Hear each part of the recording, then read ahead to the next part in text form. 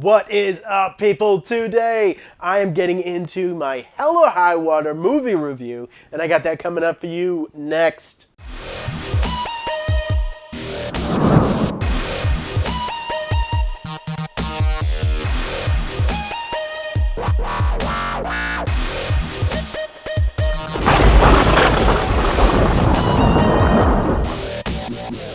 So Hell or High Water just came out in 4K, and so I'm going back to the actual movie review, and I am actually going to review the 4K disc in a later video for you guys. So this movie was directed by David Mackenzie, and it stars Chris Pine, Ben Foster, and the great Jeff Bridges. You have Ted and Toby Howard, who are played by Chris Pine and Ben Foster. So they are a couple of country boys, and they are also bank robbers. They're very smart about bank robbing, and they have been getting away with it for quite a bit of time, and they are saving up their money for unknown reasons that unravel throughout the movie, and they are in the middle of a bank robbing spree because they are just running around or driving around robbing banks. That is until the Texas Marshal, who is soon to be retired, Marcus, who is played by the great Jeff Bridges, and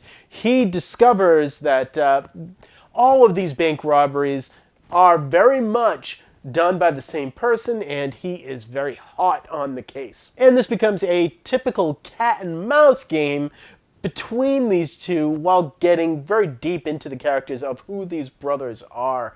And I feel like that aspect of this movie and just the portrayal and the acting that comes with this movie is where this movie really, really shines. This might be Chris Pine's best performance here, and he plays the more smart and reluctant brother of the two, and he is very much the planner.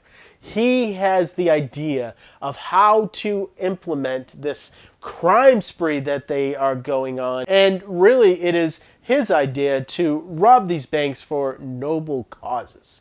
Because Tanner, on the other hand, is a recluse. This guy's been in and out of jail, and I feel like he is just a all-around bad news dude.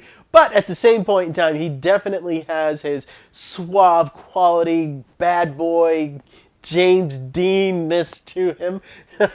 And yeah, I really do like Ben Foster in this role. He is all out crazy, but at the same point in time, he definitely has his cunning side to him. And even though Chris Pine is the true person that shines here, Ben Foster does get a decent amount of screen time to really develop his character as well. But I have to talk about Jeff Bridges here as well. He is the typical Jeff Bridges character that you guys have known since really True Grit, and this has become a real stereotype for him, but I feel like he gives this character enough nuance and enough of a playful, pluckish quality that I truly do like. He has this partner, Gil, and he's always ribbing that guy and always making jokes about him, and I just feel like their interplay with each other is really, really, really cool, and I do, you know, Gil is the my way into this character just because of the fact that I feel like their interplay really lets me into who Marcus is as a person, and it makes him not just the Jeff Bridges stereotype. You know, the brothers here, they are actually doing this for noble causes, or what they think are noble causes, and I feel like that is something that is really important. They are only robbing just enough to stay out of the FBI's limelight. I don't feel like the FBI would come after them for the amount of money that they are stealing from each bank, but at the same point in time, they are stealing the amount that actually belongs to the bank. And that is something really important. These banks screw people over, and I feel like these guys are just saying, no, you won't screw anybody else over, and that definitely becomes a through line in this movie.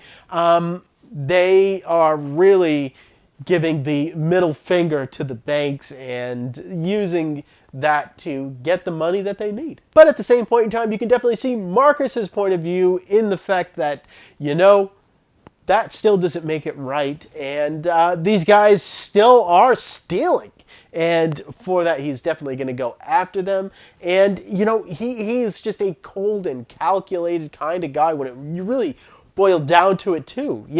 There is one point in this movie where he becomes almost like a villain character just because, these guys went to a diner and they tipped the waitress a whole lot of money just to keep her on the hush-hush, like, you won't tell anybody that we're here. But when Marcus actually figures that out and goes to the diner, he takes that tip money from her that she earned with her hard work.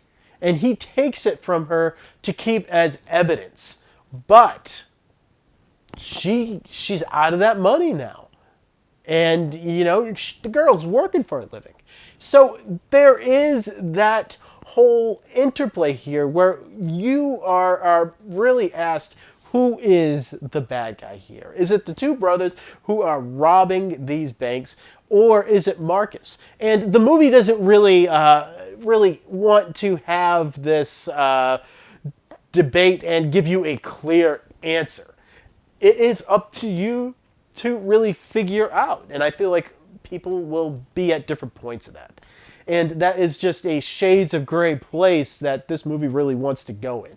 Guys, I really did enjoy this movie. I enjoyed the characterizations of all of the characters here and their interplay together and really where this movie ends up. I love the ending of this movie. It is left a little ambiguous, but at the same point in time, it gives you just enough information about these characters, and I feel like specifically Ben Foster and Chris Pine give outstanding performances that are really at the top of their careers. And for that, I do have to give this an 8 out of 10. This is a really damn good movie that got overlooked last year when it actually came out.